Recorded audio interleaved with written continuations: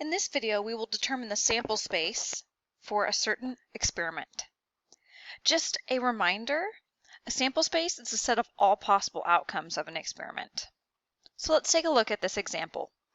Suppose a group of 5 students, let's call them Joe, Bob, Sue, Allie, and Tom, are working on a class project, and they decide to designate 3 group members to make their poster.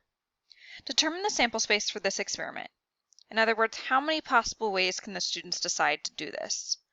So we want groups of 3 students, and we want to determine how many possible different groups of 3 there are. Now we don't just want the number of groups, right? Because we could figure that out. We have 5 students. That's a little wide there, huh? We have 5 students and we want to choose 3 of them. So 5 students, and we select 3, and we get 5 choose 3. If we do it by hand, it's 5 factorial over 3 factorial times 2 factorial, and we get 10.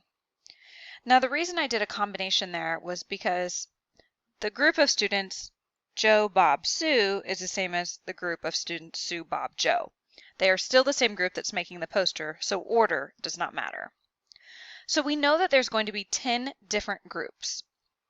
We were asked to list all possible groups. Okay, so we can start with our first group. Let's start by listing Joe and Bob. So we have Joe, Bob, and then Sue. Then we have Joe, Bob, Allie. Then let's have Joe, Bob, Tom. So if we've listed all groups of 3 students that begin or that include Joe and Bob. Okay, so let's move now to include maybe just Joe and Sue. So we'll start with Joe, Sue. Next would be Allie. And then we have Joe, Sue. Next would be Tom. So now we've gotten all groups that include Joe and Sue. No repetition or no repeating groups. So now let's move to groups that include Joe and Allie. So Joe, Allie, Tom. That's the only group that does that. So now we've gotten all the groups that have Joe in there. So I'm going to go ahead and move along to start with Bob. So I'm going to do Bob and Sue. So I would need Bob, Sue, Allie.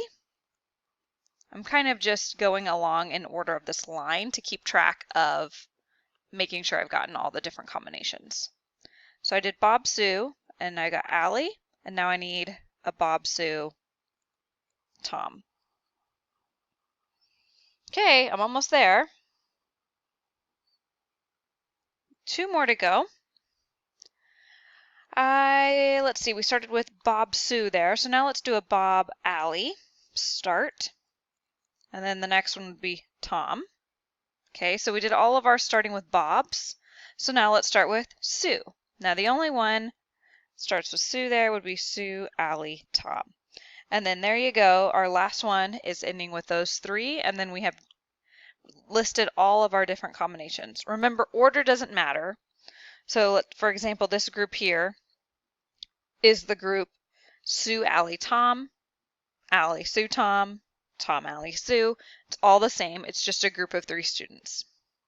So there we've listed them all, and we have 10 possible ways.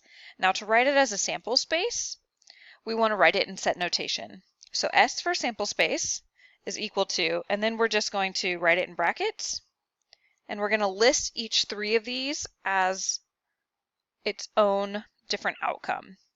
So JBS would be an outcome. JBA would be an outcome, so on, and we're going to list all 10 of them. And there you have all 10 outcomes, or the sample space for this experiment.